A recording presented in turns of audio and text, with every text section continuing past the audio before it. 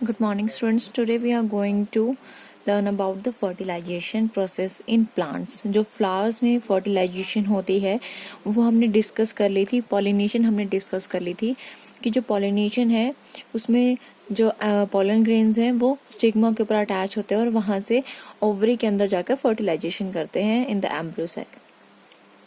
So this process is not simple. ठीक है कि सिंपली pollen grains आए और वहां से एग्स में जाके फर्टिलाइजेशन होगी, but this is in detail. So जो पॉलिनेशन होगी it results in the deposition of the related pollen grains over the receptive stigma of the carpel. जो पोलन ग्रेन्स हैं, ठीक है, ये पोलन ग्रेन्स हैं और ये कहाँ पे चले गए? स्टिग्मा के ऊपर. ठीक है, स्टिग्मा ऑफ द कार्पल. अगर यहाँ पे मैं स्ट्रक्चर ड्रॉ करूं, सो द अपर पोर्शन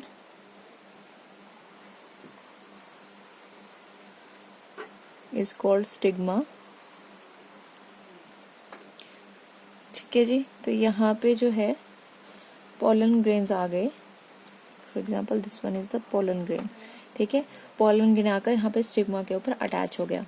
अब क्या होगा कि ये जो पोलन ग्रेन है ये सिंपली फटाफट से अंदर नहीं जाएगा. ये यहाँ पे क्या करेगा? वाटर एब्जॉर्ब करेगा. ठीक है, स्वेलअप होगा और स्वेलअप होके ये क्या करेगा? ये जर्मिनेट करेगा अ पोलन ट्यूब. यहाँ पे ये पोलन ट्यूब जर्मिनेट करेगा. Let me draw the ovary of the carpel. So this one is the ovary. ठीक है, तो यहाँ पे अब हम एग का स्ट्रक्चर जो एक्चुअली जो ओवरी का स्ट्रक्चर है वो ड्रॉ करते हैं ओव्यूल्स का. ठीक है, तो जो ओव्यूल्स हैं कुछ इस तरह का स्ट्रक्चर रहता है.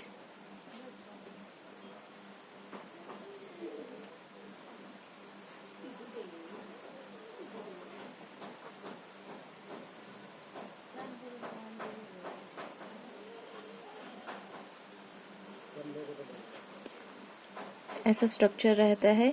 यहाँ पे एक सेकेंडरी न्यूक्लियस प्रेजेंट होता है और कुछ सिनर्जिड्स हैं. यहाँ पे एंटीपोलर सेल्स प्रेजेंट हैं.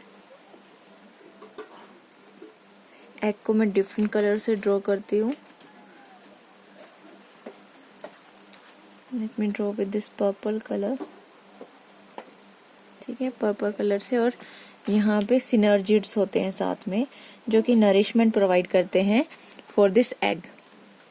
और बीच में सेकेंडरी न्यूक्लियस प्रेजेंट होता है. ठीक है, सेकेंडरी न्यूक्लियस प्रेजेंट होता है. अब क्या होगा? जो पोलन ग्रेन है वो कहाँ किसके साथ अटैच करेगा? किसके? एग के साथ.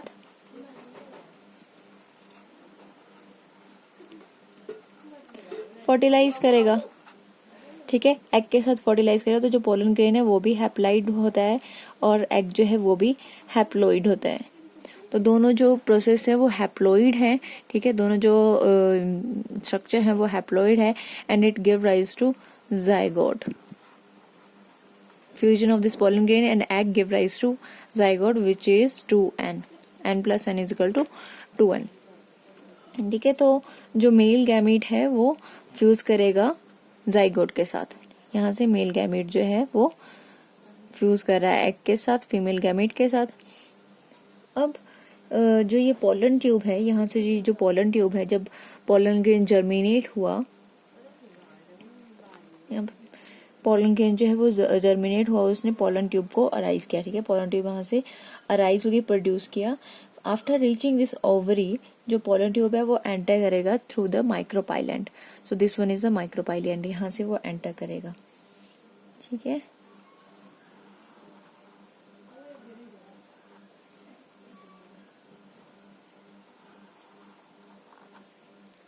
इस एंड से जो पोलन ग्रेन है वो एंटर कर रहा है. ठीक है, और अभी अगर हम एग की बात करें जो एम्ब्रियो सैक है उसकी बात करें, it consist of an egg apparatus. ये पूरा का पूरा एग एपरेटस है और इसके अंदर मैंने आपको बता दिया एक हैप्लॉइड एग प्रेजेंट होता है। ये जो बीच का स्ट्रक्चर है दैट इज एग, ठीक है, एग है। इसके साथ ये जो टू मैंने बताया सिनर्जिड्स होते हैं, synergids, then two polar nuclei और जो मैंने आपको बताया कि सेकेंडरी न्यूक्लियस प्रेजेंट होता है और 3 एंटीपोडल सेल्स प्रेजेंट होते हैं। These are the antipodal cells, antipodal cells, और ये है सेकेंडरी न्यूक्लियस।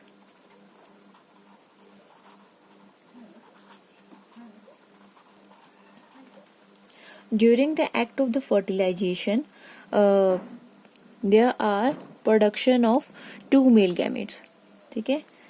यहाँ पे मुझे ड्रॉ करने दीजिए। 2 मेल गैमेट्स जो है वो प्रोड्यूस होते हैं। दोनों मेल गैमेट में से एक मेल गैमेट जो है वो फर्टिलाइज करता है विद द एग, ठीक है। एक जो है मेल गैमेट लिख लेती हूँ मैं यहाँ पे, मेल जी लिख लिया मैंने first, plus egg give rise to zygote, ठीक है, जाइगोट बनाता है। तो यहाँ पे मेल जो है वो एन है, फीमेल एग, और ये 2n, ये मैंने आपको बता दिया पहले ही। अब सेकंड प्रोसेस में जो सेकंड